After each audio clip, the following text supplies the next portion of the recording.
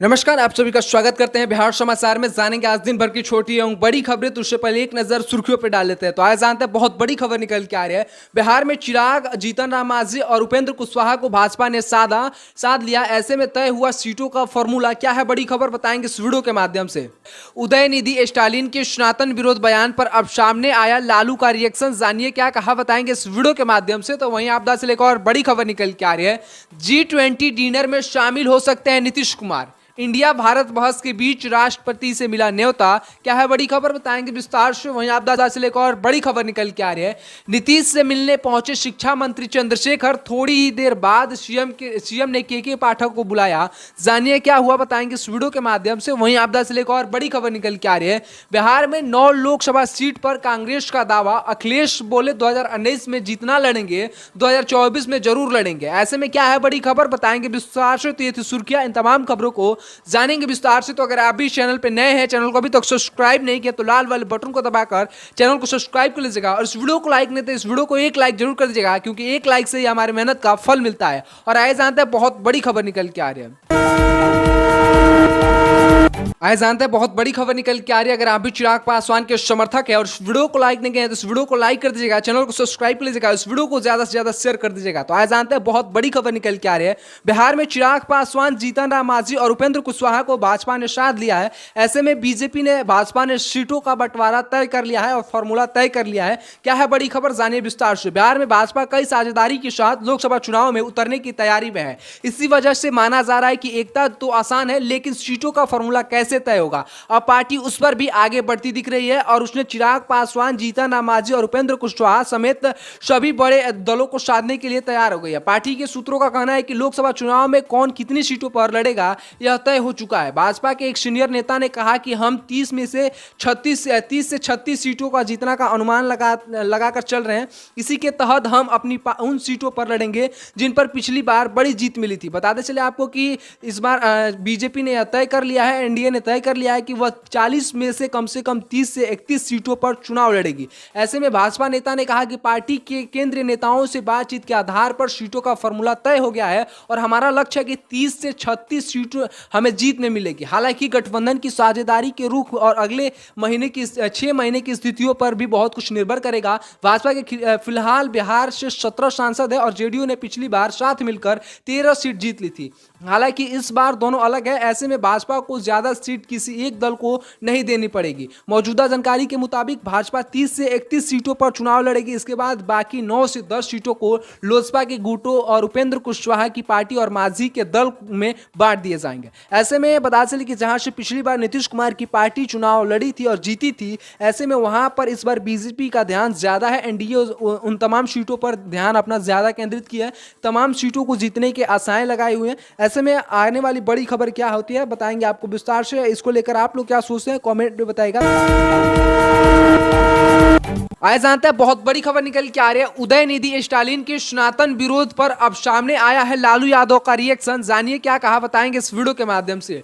DMK नेता उदयनिधि स्टालिन द्वारा सनातन धर्म को लेकर दिए गए बयान पर बवाल थमता हुआ नजर नहीं आ रहा है। बीजेपी लगातार विपक्ष पर हमला बोल रही है। अब इस मुद्दे पर आरजेडी प्रमुख लालू प्रसाद यादव का बयान भी सामने आया। लालू यादव ने कहा कि इसका निवारण श्री कृष्ण भगवान करेंगे। भाजपा पर हमला बोलते हुए उन्होंने कहा कि बीजेपी ढोंगी है, पागल हो गई है, क्योंकि वह मेरी कोई भी मुद्दा गढ़ रही है। हम सभी एक ही मालिक हैं और परमात्मा से कोई बड़ा नहीं है। लालू ने कहा कि इंडिया एक गठन हम लोगों ने बनाया है और विजय बिल्कुल हमारी ही होगी। ऐसे में संघ प्रमुख मोहन भागवत के बयान को लेकर लालू यादव ने कहा कि वह आरक्षण विरोधी हैं। गुरुवार को गोलवलकर ने जो बंच ऑफ थ्रस्ट में लिखा है वही पीएम नरेंद्र मोदी कह रहे हैं और वही मोहन भागवत कह रहे हैं। यह भी आरक्षण के खिलाफ बोले जा रहे हैं और बंच ऑफ थ्रस्ट में भी लिखा गया है कि यहाँ भी आरक्षण के खिलाफ बोला जा रहा है। ऐसे में इन तमाम चीजों को लेकर लालू यादव का रिएक्शन सामने आया है। गौरतलब है कि डीएमके नेता उदयनिधि स्टालिन की सनातन धर्म की तुलना कोरोना वायरस, मलेरिया और डेंगू से करते हुए कहा था कि ऐसी चीज़ों का विरोध नहीं करना चाहिए बल्कि नष्ट कर देना चाहिए। तमिलनाडु के सीएम एम.के. स्टालिन और उनके बेटे उदयनिधि के खिलाफ बिहार के मुजफ्फरपुर सीजेएम कोर्ट में परिवारवाद भी दायर किया गया है। ऐसे में इस पर अब लालू यादव भी अपना रिएक्शन देते हुए नजर आए। लालू यादव ने कहा कि परमात्मा से बड़ा कोई नहीं है, ऐसे में परमात्मा ही तमाम चीजें हैं। ऐसे में लालू यादव का भी इस पर रिएक्शन आ गया है और ऐसे में इस पर आप लोग क्या सोचते हैं, आप लोग भी अपना राय विचार लिखकर कमेंट में जरूर बताएगा। तो बढ़ते अगली बड़ी खबर की ओर। आइए जानते हैं एक और बड़ी खबर निकल के आ रही है। G20 डिनर में शामिल हो सकते हैं नीतीश कुमार। इंडिया भारत के बहस के बीच राष्ट्रपति से मिला नीतीश कुमार को न्योता। बताते चले कि देश के नाम इंडिया और भारत रखने पर उपेश आपदा के विवाद के बीच बिहार के मुख्यमंत्री नीतीश कुमार शनिवार को दिल्ली में आयोजित G20 डिनर में शामिल हो सकते हैं। राष्ट्रपति द्रौपदी मुर्मू ने नीतीश समेत सभी राज्यों के सीएम को न्योता भेजा है। दिल्ली में हो रहे G20 शिखर सम्मेलन के दौरान राष्ट्रपति भवन में विदेशी मेहमानों के लिए रात्रि भोजन का आयोजन किया गया है। सीएम नीतीश कुमार इसमें शामिल हो सकते हैं। ऐसे में इससे तो एनडीए से अलग होने के बाद तमाम नेता भी इसमें शामिल होंगे। ऐसे में आपदा की एनडीए से अलग होने के बाद पहली बार उनका पीएम नरेंद्र मोदी से आमना सामना होगा। बता दें कि G20 डिनर के निमंत्रण पत्र में प्रेसिडेंट ऑफ इंडिया की जगह प्रेसिडेंट ऑफ भारत लिखा गया था। इसके बाद से देश का नाम बदलने पर बहस शुरू हो गई है। ऐसे में आपदा की रिपोर्ट के मुताबिक मुख्यमंत्री नीतीश कुमार शनिवार को पटना से दिल्ली पहुंचकर शाम में G20 डिनर में शामिल हो सकते हैं। हालांकि सीएम की तरफ से अभी आधिकारिक रूप से इसकी पुष्टि नहीं की गई है। इस डिनर में पश्चिम बंगाल की मुख्यमंत्री ममता बनर्जी भी शामिल हो रही है। ऐसे में आपदा की खबर यह भी है कि वह भी शामिल हो रहे हैं। इसके अलावा राष्ट्रपति भवन की ओर से पूर्व प्रधानमंत्री मनमोहन सिंह एवं ऐसे तमाम लोगों को न्योता भेजा गया है जो कि इस बैठक में शामिल हो सकते हैं, G20 डिनर में शामिल हो सकते हैं।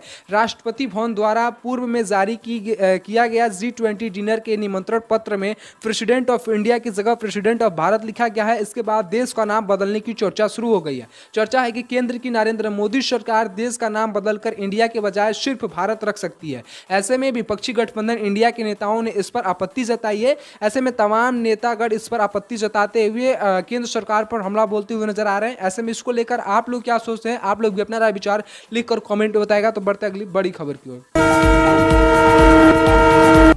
आइए जानते हैं एक और बड़ी खबर निकल के आ रही है। बिहार में 9 लोकसभा सीट पर कांग्रेस का दावा। अखिलेश बोले 2019 में जितना लड़ेंगे 2024 में जरूर लड़ेंगे। बिहार प्रदेश कमेटी के अध्यक्ष अखिलेश प्रसाद सिंह ने शुक्रवार को बड़ा बयान दिया और कहा कि कांग्रेस आगामी लोकसभा चुनाव में कम से कम 9 सीटों पर चुनाव लड़ेगी। हालांकि उन्होंने कहा कि इंडिया के घटक दलों की सीटों की संख्या मुंबई में इस मुद्दे पर गठित समिति द्वारा तय की जाएगी। लेकिन आरजेडी से कांग्रेस में आए अखिलेश सिंह ने यह दावा किया जब बिहार में राष्ट्रीय जनता दल आरजेडी और जनता दल आप देखिए सहित इंडिया के प्रमुख सहयोगी लोकसभा चुनाव में कांग्रेस के 4-5 सीटों पर समिति करने पर विचार कर रहे हैं। ऐसे में इस पर आप लोग क्या सोचते हैं, आप लोग भी अपना राय विचार लिखकर कमेंट में जरूर बताएगा। और ऐसे महत्वपूर्ण खबर देखने के लिए चैनल को सब्सक्राइब कर लीजिएगा। वीडियो को लाइक नहीं है तो इस वीडियो को लाइक कर दीजिएगा और वीडियो में आखिरी तक बनने का आपका बहुत बहुत धन्यवाद।